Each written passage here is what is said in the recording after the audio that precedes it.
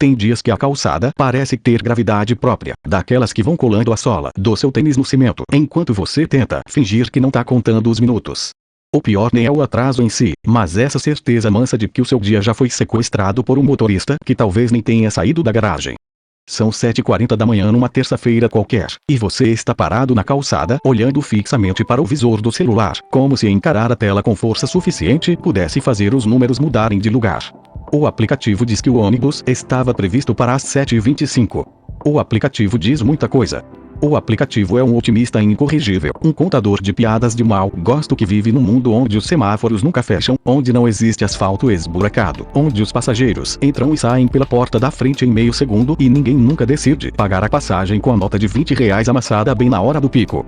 Você trava os olhos naquele pontinho azul no mapa que não sai do lugar, ou pior, que sumiu, o que significa que o veículo simplesmente evaporou da matriz e agora você faz parte de um limbo urbano onde as leis físicas normais deixam de funcionar.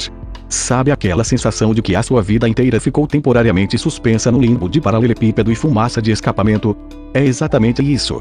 Você não está mais em casa, onde pelo menos dava para fingir que tinha controle sobre a temperatura do café ou sobre a pilha de louça na pia da cozinha. Mas também não chegou a lugar nenhum. Você está no estado quântico muito específico do brasileiro médio, o limbo do ponto de ônibus. Aquele pedaço de concreto onde o tempo não passa, ele empenca. Os minutos ganham densidade, viram chumbo. Cada carro que passa, levantando poeira, parece rir da sua cara. E o pior de tudo é que você não pode ir embora. Ir embora significa desistir de um compromisso, o que gera uma cascata de culpa que começa ali e vai durar o dia inteiro. Então você fica plantado ali, olhando para o horizonte cinzento, sentindo o vento gelado da manhã entrar pela gola do casaco, preso numa espécie de espera infinita que lembra muito aquele clássico do cinema em que o personagem se dá conta de que está preso numa rotina circular. Pensa no filme O Feitiço do Tempo, aquele em que o Bill Murray acorda todo santo dia na mesma cidadezinha caipira, ouvindo a mesma música chata no rádio às 6 da manhã, tendo que lidar com o mesmo vendedor de seguros chato no mesmo buraco na calçada. Só que no seu caso, o looping não é diário, ele é concentrado em 40 minutos de puro suco de ansiedade urbana. O cenário é sempre o mesmo, a senhora vendendo bolo de pote na banca ao lado, o entregador de moto que passa costurando os carros em cima da calçada com uma cara de quem já desistiu da própria mortalidade, e você ali, imóvel, fingindo que está super tranquilo enquanto a bateria do seu celular derrete de tanto atualizar a página do mapa. A diferença é que o Bill Murray pelo menos tinha a chance de aprender alguma lição profunda sobre a existência ao longo das 1000 repetições. Você não. Você só está perdendo a primeira reunião ou pegando o início daquela aula que já começa chata. E é fascinante como a nossa mente reage a esse vazio forçado. No começo, você tenta ocupar o tempo útil. Rola o feed do Instagram bem devagar, fingindo um interesse genuíno pelas férias daquela pessoa da escola com quem você não fala há 12 anos. Você lê os mesmos 3 tweets 4 vezes seguidas. Curte uma foto sem querer de um perfil que não visita desde 2018. Mas chega um momento em que até o algoritmo cansa de você. A bateria do celular chega nos 15%, aquela porcentagem trágica que faz o brilho da tela cair sozinho, como se o aparelho estivesse pedindo piedade. E aí não sobra mais para onde fugir. Você é obrigado a olhar para a realidade. É nessa hora que a filosofia entra, não nos livros empoeirados de capa dura da biblioteca universitária, mas ali, no meio do cheiro de óleo diesel e fumaça de escapamento. Sabe o que o pensador romano Sêneca falava sobre o tempo? Ele dizia uma coisa que irrita profundamente a gente que vive correndo. Ele afirmava que nós não temos pouco tempo, mas que perdemos muito dele. Mas o Sêneca nunca pegou a linha 478, bem no dia de chuva. O Sêneca escrevia as cartas dele sentado no jardim em Roma, com um escravo abanando ele trazendo uvas frescas. É fácil achar que a vida é curta quando o seu maior problema de gestão de tempo é decidir se vai ler Platão de manhã ou de tarde. A nossa relação com o tempo na cidade grande é completamente diferente. Não é que a gente perca tempo por desatenção ou preguiça. O tempo urbano é roubado da gente. Ele é confiscado por essa engrenagem invisível que junta trânsito, ônibus que não passa, semáforo quebrado e promessa de prefeito em anos de eleição. Você não está desperdiçando a sua hora ali no ponto. Você está sendo expropriado dela. E o pior é que a gente aceita isso com uma resignação quase mística. Ninguém grita, ninguém chuta o poste. As pessoas apenas calam a boca, ajeitam a alça da mochila no ombro, suspiram fundo, aquele suspiro longo que parece carregar o peso de um boi, e voltam a encarar o asfalto. É a famosa paciência forçada do brasileiro, que mais parece um entorpecimento coletivo. Tem um outro pensador, um cara chamado Martin Heidegger, que falava bastante sobre o tédio.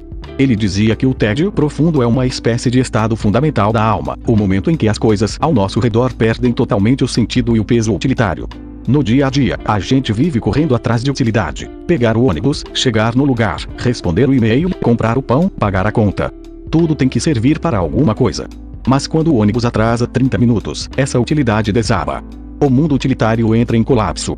O ponto de ônibus deixa de ser um meio de transporte e vira um altar da inutilidade. Você não está indo para lugar nenhum, você simplesmente está sendo. E é justamente por isso que incomoda tanto. A gente tem um pavor profundo de não servir para nada, mesmo que seja por 20 minutos numa segunda-feira chuvosa. A nossa cabeça foi tão adestrada para produzir, para render, para estar em movimento, que ficar parado na calçada, olhando para o nada parece um pequeno crime contra a própria produtividade. E aí você percebe que a sua vida inteira virou uma grande sala de espera. Pensa bem, quanto do seu dia você passa de fato vivendo o que quer viver, e quanto do seu dia você passa apenas aguardando a próxima coisa a acontecer. Você espera o elevador chegar para descer. Espera o sinal abrir para atravessar a rua. Espera um micro-ondas apitar para comer a marmita fria. Espera o fim de semana chegar na terça-feira de manhã. Espera a sexta-feira à tarde para poder finalmente respirar. E quando a sexta chega, você está tão exausto da espera que a única coisa que consegue fazer é deitar no sofá e esperar a segunda-feira começar de novo. É uma engrenagem perfeita de adiamento. A vida real parece ser sempre a próxima etapa, nunca está aqui onde o seu pé está afundando na poça d'água. Olha para o lado no ponto. Tem um rapaz de terno amassado com a gravata torta, segurando um copo térmico de café que já deve estar frio. Tem uma moça com fones de ouvido tão grandes que parecem abafadores de ruído de aeroporto, balançando a cabeça no ritmo de um som que só ela ouve, tentando criar uma bolha de proteção contra o caos do trânsito. Tem um senhor mais velho sentado no banquinho de concreto, perfeitamente imóvel, olhando para o nada com a sabedoria de quem já entendeu que o ônibus só vai chegar quando tiver que chegar e que reclamar não gasta menos caloria. Cada um ali dentro da sua própria tragédia silenciosa de minutagem incerta. O ônibus finalmente virá a esquina. Ele vem lotado, claro. Aquele tipo de lotação em que a porta abre e a primeira pessoa que tenta descer é sugada de volta para dentro pela pressão dos corpos que querem entrar. O cobrador, ou a catraca eletrônica, que não tem paciência para ninguém, olha para a fila com aquela expressão de quem já viu o apocalipse acontecer várias vezes e não se impressiona mais com nada. Você sabe que vai ter que entrar ali, vai ter que se espremer, vai ter que achar um centímetro quadrado para apoiar o pé enquanto segura na barra de ferro que está pegajosa de suor alheio. E é nessa hora que a gente lembra daquela frase famosa de Sartre, aquela que diz que o inferno são os outros. Mas o Sartre com certeza nunca pegou a linha 405 no horário de pico, porque se tivesse pegado, ele saberia que o verdadeiro inferno não são os outros em si, mas a falta de espaço que os outros ocupam. É você ter que respirar o ar que acabou de sair do pulmão do cara do lado. É o cotovelo alheio encontrando exatamente a sua costela dolorida. É a mochila de alguém batendo na sua cara toda vez que um motorista decide passar por cima de uma lombada a 60 km por hora. Ali dentro, a individualidade morre. Você deixa de ser uma pessoa com gostos, memórias e dores nas costas para se tornar apenas um volume maleável que precisa caber no corredor. É quase como aquela cena clássica de Toy Story 2 onde os brinquedos ficam presos dentro daquela caixa de brinquedos usados, espremidos uns contra os outros, sacolejando no escuro, sem saber para onde estão sendo levados, apenas rezando para que a viagem acabe logo e alguém os coloque em pé de novo numa prateleira firme. Só que, ao contrário dos brinquedos, você não tem uma corda nas costas para puxar e ouvir uma frase de efeito motivacional.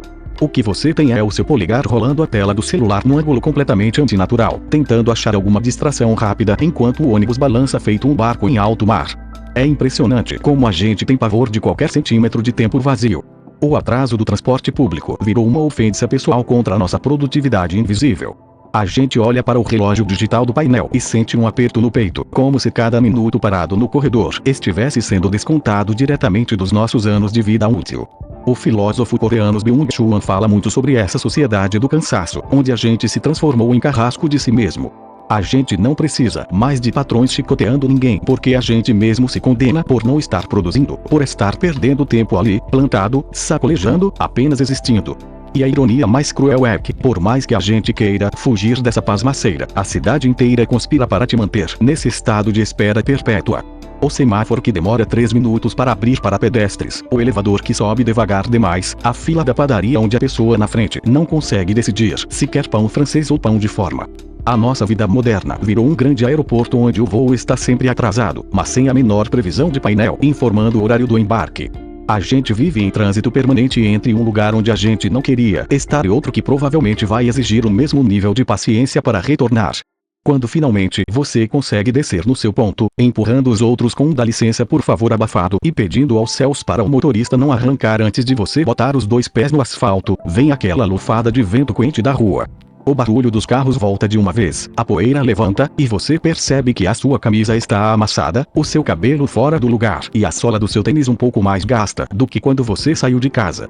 Você caminha os últimos quarteirões até o seu destino com aquela sensação de que o dia já começou errado, já nasceu torto, porque as engrenagens invisíveis do mundo decidiram girar um pouco mais devagar justamente na hora em que você precisava que elas voassem. Mas quer saber? Chega uma hora em que a revolta simplesmente cansa. Você entra no prédio, passa pela portaria, ajeita a bolsa no ombro e respira fundo. O ônibus vai continuar atrasando amanhã. O trânsito vai continuar emperrado na mesma esquina. O mundo não vai pedir desculpas pelo seu estresse, nem vai acelerar o passo só porque você está com pressa. Talvez a verdadeira rebeldia contra essa tirania do relógio não seja chegar à catraca ou ficar rolando o feite com raiva, mas aceitar que grande parte da nossa existência acontece justamente nesses intervalos incômodos, nesses espaços vazios entre uma obrigação e outra. É o tempo morto que não serve para relatório nenhum, mas que é o único tempo real que a gente tem para simplesmente estar vivo, respirando esse ar cinza, sentindo as pernas cansadas e aceitando que, hoje, o mundo resolveu andar a passo de tartaruga. E tá tudo bem.